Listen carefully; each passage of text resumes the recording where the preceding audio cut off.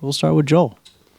We've talked about it plenty over the last few times we met with you, I guess. But now that it's kind of on the eve almost of Mid coming back and things, is there just an anticipation and an eagerness? He kind of chomping at the bit this day. Yeah, he shot it great this morning. This morning we bring everybody in for half an hour of lifting and half an hour of shooting, and he shot it really well today. And I know he's excited. He's got to be. I mean, to miss 20 games has been a very stiff penalty, and he's gotten through it now, and it's going to be great for our team. And I know Nick will be excited to be back out there with his teammates and playing again, competing.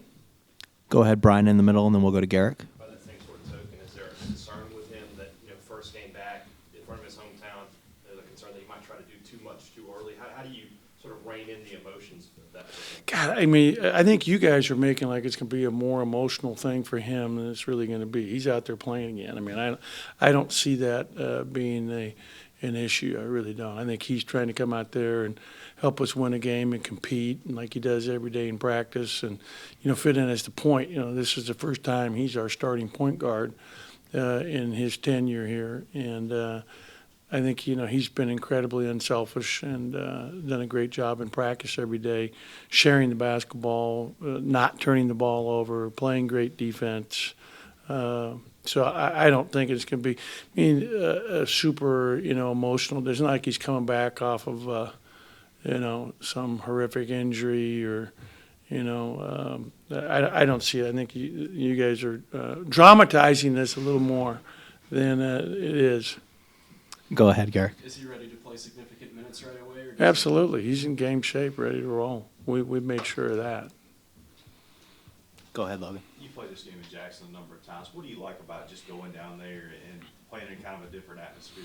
Well, what I like is that, we're going to get an opportunity to play in front of our fans. It's great for them. Basically we're reaching out to them and giving them an opportunity to be able to drive, 15, 20 minutes versus the 2 hours that the fans that come up here for the games do there and back. So it's a very small sacrifice on our part. And it's nice. It's nice. It's around Christmas, Sunday afternoon, right after church. This is really, I think, going to be a good day to do it. And we like doing it for our fans. And, a lot of our players are from Mississippi and have played in that building in the state playoffs, state championships. I mean, Robert, Tyson, Nick have all won state championships in that building. So it's kind of nostalgic for them as well. Go ahead. Obviously, New Mexico State was a bucket away from knocking off Auburn in the tournament last year. What kind of challenges do they present? Yeah, they're a very talented team. They're a team that has very good guard play. They play a very tough schedule. They always play a home and home and have forever with the UTEP Miners, who have great basketball history and tradition, and University of Mexico. And so right away, you got 4 very difficult games that they're playing every year with a lot of emotion. Those are rival games. UTEP's just on the other side of the border there, and we used to, when I was at UCSB as an assistant basketball coach, you fly into El Paso to drive to Las Cruces. It's about half an hour away, and you're looking at Juarez on the other side there, and it's an interesting backdrop heading down, but so they have a long historic tradition, and these guys play. They've won the previous 2 years leading up to this year.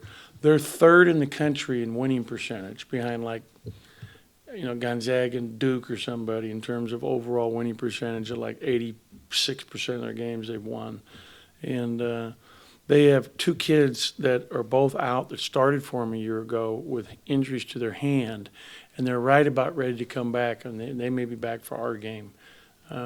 We can't get any information that can really clarify that for us. They're close. Go ahead, Brian. Sort of a big picture question. It seems like every time I watch college basketball right now, there is an upset. It seems like it's happening every day. Just beyond the SEC, I know I've asked you about that before. Is this the most parity you've ever seen in the sport? Yeah, I think parity continues to increase in our sport. And that may change a little bit when you go back to going right out of high school to the NBA again. But you have older teams, like we're playing teams, like the last game, and we're playing a team that, one at Texas, one at Notre Dame the previous year, one at Northwestern this year, has the bulk of their team back from last year that won their conference in the regular season with older guys. Anytime you have older guys, and they're always, especially when you're a mid-major trying to beat a team on the road, there's extra motivation. And you feel that. I mean, when we're playing the Sam Houston, State or Louisiana Tech or Radford, those are tough games, every one of them. We're sweating them out. So I'm not surprised by it. Iverson and DJ have played a lot of minutes here early on. That's obviously been lacking guard.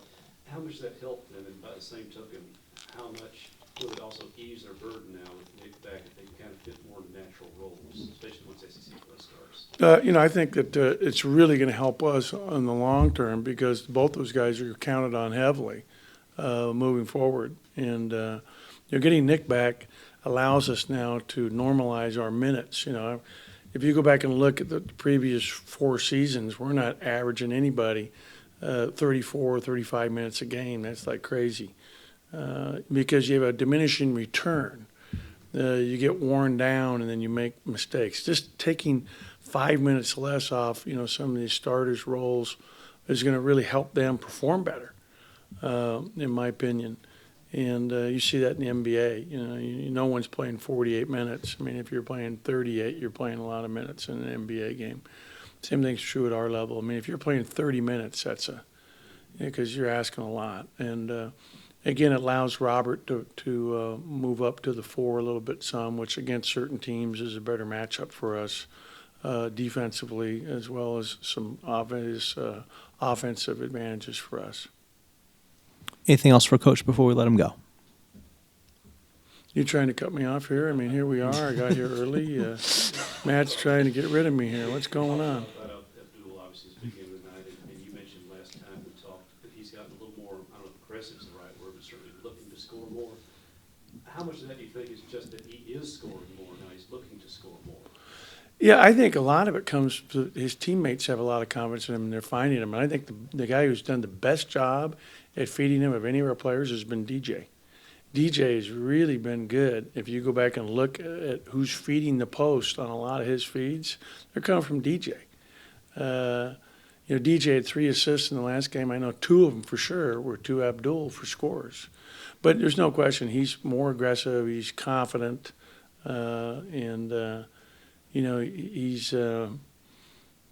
he's just working hard. Like this morning, he came in here and he was here with Prince and Coach Ziegler working on post moves for a half an hour and getting up a lot of shots and a lot of reps. And, it's paying off. Maybe those 4 months off were good for him. I don't know. Any other questions? Okay.